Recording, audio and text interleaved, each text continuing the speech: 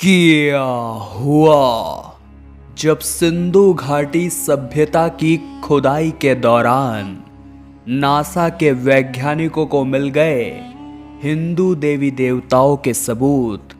क्या हड़प्पा सभ्यता, जिसे सिंधु सभ्यता के नाम से जाना जाता है, उसका संबंध रामायण के साथ जुड़ा हुआ है? आज की वीडियो में वो महत्वपूर्ण जानकारी तथ्यों के आधार पर हम आपको बताएंगे, वो सबूत आपके सामने रखेंगे, जिससे आपको भी यकीन हो जाएगा सनातन धर्म देश के कोने कोने में फैला हुआ है और जो सिंधु सभ्यता के लोग थे वे भी प्रभु श्री राम को ही पूजा करते थे। आज की वीडियो बड़ी चौंकाने वाली है और कट्टरपंथियों का मुंह बंद कराने वाली है। आगे बढ़ने से पहले वीडियो को लाइक करके कमेंट बॉक्स में सच्चे सनातनी जय श्री राम जरूर लिखें।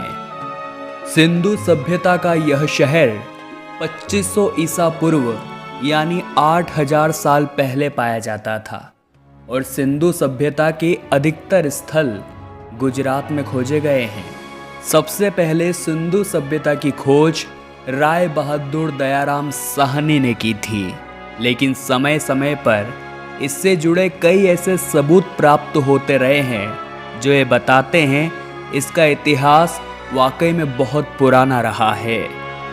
आज से 8000 साल पहले इस सभ्यता में मूल तौर पर किसान और कारोबारी हुआ करते थे और तब से लेकर अभी तक भारत और पाकिस्तान में 2000 से भी ज़्यादा ऐसी जगह पता चल चुकी है जिन स्थानों से सिंधु सभ्यता का संबंध जुड़ा हुआ है। लेकिन सन 2019 में कुछ ऐसा हुआ जिसने सभी के होश उड़ाकर रख दिए। वो साल था सन 2019 का। एक बहुत ही प्रसिद्ध वैज्ञानिक जिनका नाम था राजेश एसवी, वो अपने परिवार के साथ गुजरात के कच्छ में घूमने के लिए आए हुए थे। वो कच्छ की सफ़ेदी का आनंद उठा रहे थे, लेकिन जब वो कच्छ से पुनः अपने घर के लिए रवाना हुए तब पास ही के एक गांव में अचानक उनकी गाड़ी खराब हो गई। वहां पर उनका पहुंचना शायद भगवान का ही एक इशारा था।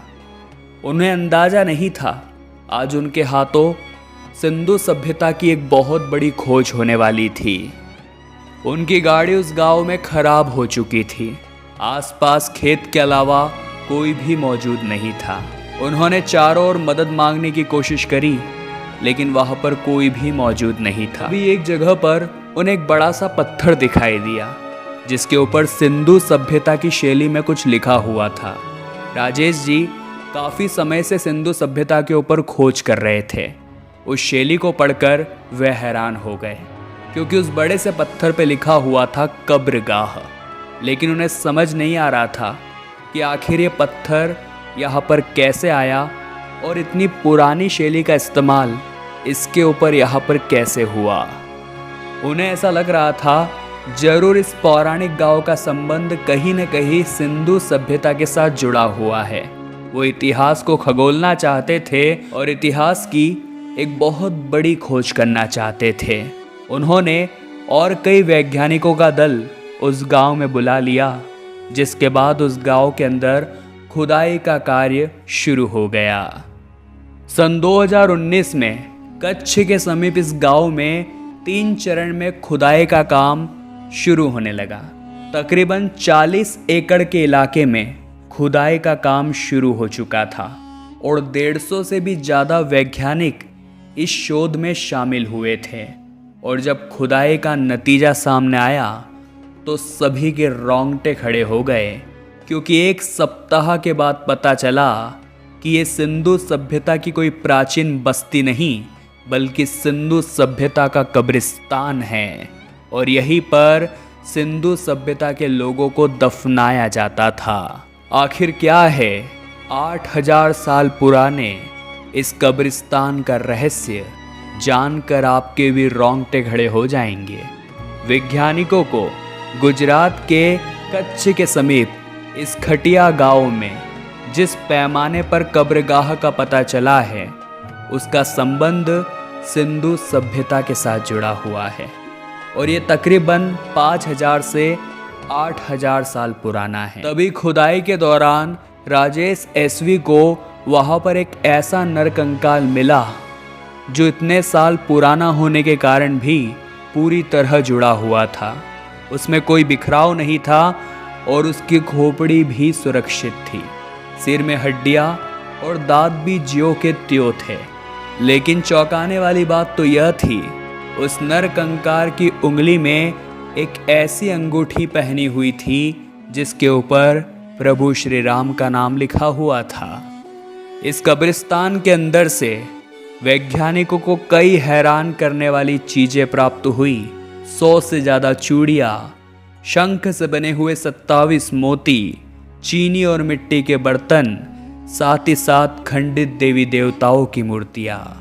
अब सभी लोग ये सोचने पर, विचारने पर विवश हो चुके थे, क्या सिंधु सभ्यता के लोग भी हिंदू धर्म को ही पूजा करते थे?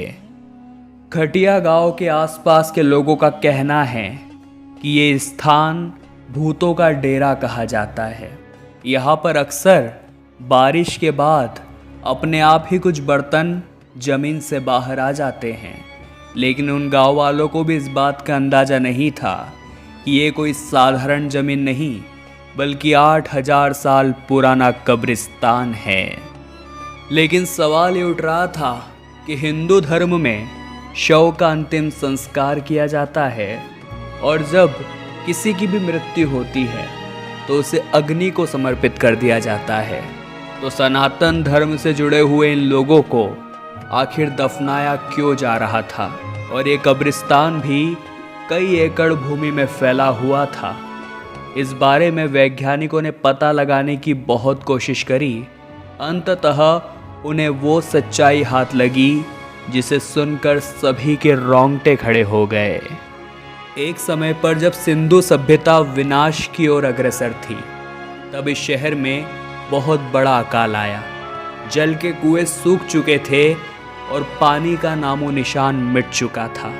दिन प्रतिदिन जल के अभाव में लोगों की मृत्यु होती जा रही थी।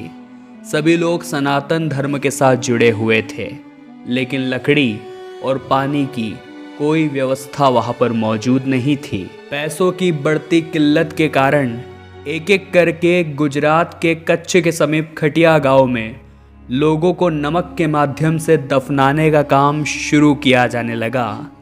एक के बाद एक लगातार मृत्यु होती जा रही थी और देखते देखते ये पूरी जगह कब्रिस्तान में बदल गई और धीरे धीरे सिंधु घाटी सभ्यता का अंत हो गया। लेकिन ये सभी लोग अपने धर्म में बड़ी आस्था रखते थे। वो अपने धर्म के सबूतों को भी अपने साथ ही लेकर चलते थे। इसलिए कुछ विशेष लोगों के साथ उनकी प्रिय वस्तुओं को भी दफना दिया गया, जिसे सन 2019 में वैज्ञानिक राजेश एसवी जी की खुदाई में प्राप्त किया गया। लेकिन दोस्तों, आर्यभट्ट के अनुसार महाभारत काल का जो युद्ध हुआ था वो तकरीबन 3000 ईसा पूर्व हुआ था और सिंधु सभ्यता का इतिहास भी 3000 ईसा पूर्व का ही बताया जाता है। तो क्या सिंधु सभ्यता कहीं न कहीं महाभारत के साथ भी जुड़ी हुई है? आगे आपको वीडियो में महाभारत और सिंधु सभ्यता का वो सच बताएंगे जिसे जानकर आपको भी विश्वास नहीं होगा, लेकिन अपने सनातनी होने पर बहुत गर्व महसूस होगा। सिंधु सभ्यता महाभारत काल में भी मौजूद थी। महाभारत में इस जगह को सिंधु देश के नाम से जाना जाता था। इस सिंधु देश का राजा जयद्रथ था। जयद्रथ का विवाह धृतराष्ट्र की पुत्री दुशाला के साथ हुआ था। महाभारत के इस युद्ध में जयद्रथ ने कौरवों का साथ दिया था। यहाँ पर सिंधु देश का तात्पर्य प्राचीन सिंधु सभ्यता से ही है। यह स्थान न केवल अपनी कला और साहित्य के लिए विख्यात था, बल्कि वाणिज्य और व्यापार में भी अग्रणी था। वर्तमान में पाकिस्तान के सिंध प्रांत को भी सिंधु सभ्यता के साथ ही जोड़ा जाता है। वैज्ञानिकों ने कई नए दावे किए और नासा के वैज्ञानिकों ने भी सिंधु सभ्यता की इस खोज में अपनी रुचि दिखाई और बहुत ही बड़े शोध के बाद ये पता चला कि जलवायु परिवर्तन के कारण एक ऐसा अकाल इस देश पर पड़ा कि एक एक करके सभी लोग खत्म होना शुरू हो गए। जिस स्थान पर उन्हें दफनाया गया उस कब्रिस्तान की खोज सन 2019 में हुई। वो बहुत बड़े एकड़ क्षेत्र में फैला हुआ था और यहीं पर से सनातन धर्म के भी वो सबूत मिले जो ये पुख्ता प्रमाणित करते हैं कि सनातन धर्म 9000 साल से भी पुराना है। यानी कोई भी धर्म सनातन धर्म के पहले नहीं आया है। सनातन का अर्थ ही होता है अनंत, यानी एक ऐसा धर्म जिसका न तो कभी कोई शुरुआत है और न ही कभी कोई अंत। सिंधु सभ्यता के खत्म होने का कारण अकाल व जलवायु परिवर्तन रहा, लेकिन कुछ लोग इसे महाभारत के साथ भी जोड़ते हैं। ऐसा कहते हैं अश्वत्थामा ने जब ब्रह्मास्त्र को छोड़ा तो उसी ब्रह्मास्त्र को रोकने के लिए अर्जुन ने भी एक ब्रह्मास्त्र छोड़ा। दोनों द्वारा छोड़े गए इस ब्रह्मास्त्र के कारण वहां पर लाखों लोगों की जान गई थी। आज वो हिस्सा पाकिस्तान और अफगानिस्तान कहा जाता है। महाभारत काल में उसके उत्तरी हिस्से को गांधार, मद्र, केकई और कंबोज की स्थली माना जाता है। उस काल में सिंधु और सरस्वती नदी के आसपास लोग रहा करते थे और यहीं पर सिंधु सभ्यता शहर भी बसा हुआ था। खटिया गांव के कब्रिस्तान से जो नरकंकाल प्राप्त हुए थे उनके ऊपर ऐसे रेडियो चिन्ह मौजूद थे जो जापान नगर में हुए बम विस्फोट के पश्चात वहाँ के नरकंकालों के ऊपर देखे गए थे। यानी ब्रह्मास्त्र एक बम विस्फोट की तरह भी काम करता है, जिसे आज के समय में तो हम विस्फोट कहते हैं, लेकिन उस समय में उसे ब्रह्मास्त्र कहा जाता था। उस ब्रह्मास्त्र के कारण सिंधु सभ्यता के कई लाखों लोगों की जान चली गई, जिसे खटिया गांव के कब्रिस्तान में दफन कर दिया गया। अलग अलग लोगों की अलग अलग राय के ऊपर आप क्या विचार रखते हैं, हमें नीचे कमेंट बॉक्स में ज़रूर बताइएगा।